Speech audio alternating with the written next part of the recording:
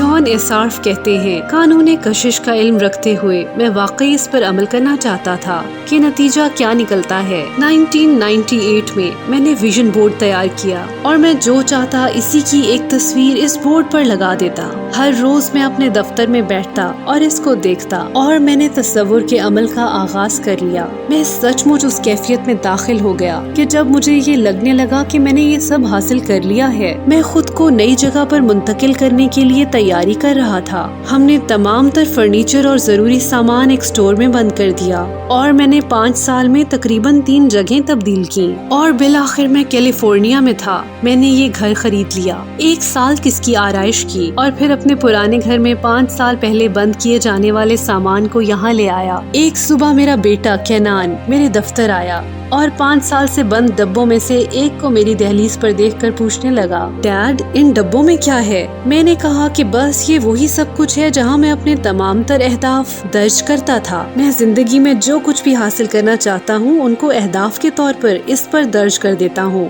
ظاہری سی بات ہے کہ ایک چھوٹا بچہ ان باتوں کو نہیں سمجھ سکتا تھا، لہٰذا میں نے کہا کہ آؤ میں تم کو سمجھاتا ہوں۔ میں نے ایک ڈبے میں سے ویژن بورڈ نکالا۔ اس ویژن بورڈ میں میں نے اپنے گھر کی تصویر لگا رکھی تھی، وہ گھر جس کا میں نے 5 سال پہلے تصور کیا تھا اور اپنے ذہن میں اس کی تصویر بنائی تھی۔ ہم ہو بہو بالکل ویسے ہی گھر میں رہ رہے ہیں جیسا کہ میں نے تصور کیا تھا۔ یہ بہت حیران کن تھا۔ کیسی شاندار بات ہے کہ میں اس گھر میں رہ رہا تھا جس کا کبھی میں نے تصور کیا تھا اور میں اس بات سے لا علم تھا۔ میری آنکھیں نم تھیں، میں رونے لگا۔ میرے بیٹے نے پوچھا میں کیوں رو رہا ہوں؟ میں جان چکا تھا کہ یہ قانون کشش کیسے کام کرتا ہے، تخیل کس قدر طاقتور ہے۔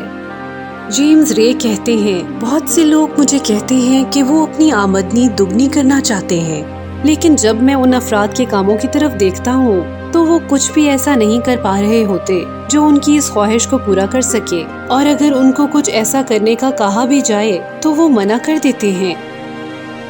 جب آپ اپنی توجہ کمی اور قلت پر مرکوز رکھتے ہیں اور ساتھ ہی کمی کے یہ جذبات محسوس بھی کرتے ہیں، ایسی سوچ کے ساتھ آپ وہ حاصل نہیں کر سکتے۔ آپ کے تخیل کی پرواز، یقین اور ایمان ہی وہ قوتیں ہیں جو وہ مادہ پیدا کرتی ہیں جس سے تمام دکھائی دینے والی دولت پیدا ہوتی ہے۔ لورل لانگ مائر کہتے ہیں پیسہ بڑی محنت سے کمایا جاتا ہے۔ یہ وہ جملے ہیں جن کو سن سن کر میں بڑا ہوا تھا۔ میں نے اس کو پیسہ کمانا بہت آسان ہے اور یہ بہت آسانی سے آتا رہتا ہے اس جملے سے تبدیل کر دیا۔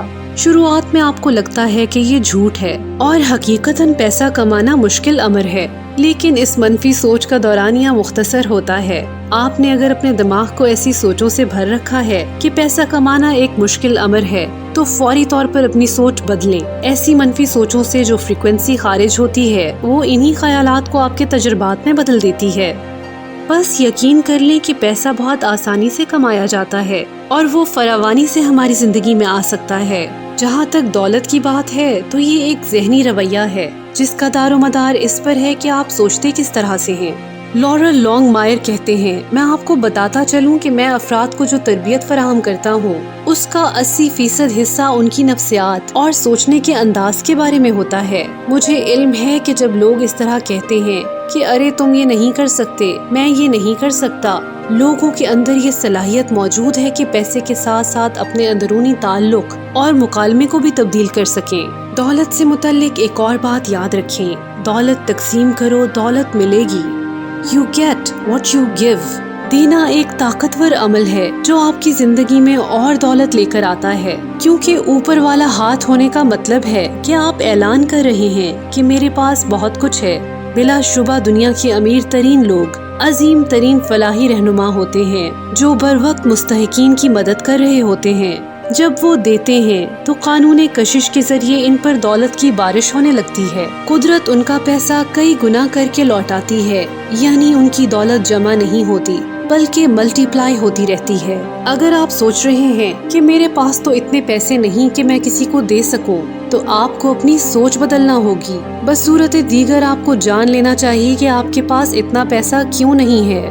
جب آپ کو لگے کہ آپ کے پاس بانٹنے کے لیے رقم موجود نہیں تو بانٹنا شروع کر دیں۔ جب آپ بانٹنے کے عمل سے گزرتے ہیں تو قانون کشش آپ کو اور زیادہ دے گا تاکہ آپ مزید بانٹیں۔ بانٹنا ایک زبردست عمل ہے۔ بس ایک بات کا خیال رکھیے، بانٹنے اور قربانی میں بہت فرق ہے۔ اگر آپ پوری طرح خوشی محسوس کر کے کسی کو کچھ دیں گے تو لینے والا بھی خوشگوار اور پرمسرت احساس میں ڈوب جاتا ہے، جبکہ یہی اگر مجبوراً قربانی جیسے احساسات کے زیر اثر کیا جائے تو نہ صرف آپ خود بلکہ لینے والا انسان بھی اچھا محسوس نہیں کرتا۔ ان دونوں چیزوں کو آپس میں مکس نہ کریں۔ خوشی سے دینا اور قربانی کرنا ایک دوسرے کی ضد ہیں، یعنی اپوزٹس ہیں۔ یہ دو الگ باتیں ہیں۔ ایک نے کمی اور قلت کا سگنل دیا ہے جبکہ دوسرا پروردگار کی عنایت بہت ہے کا سگنل دیتا ہے۔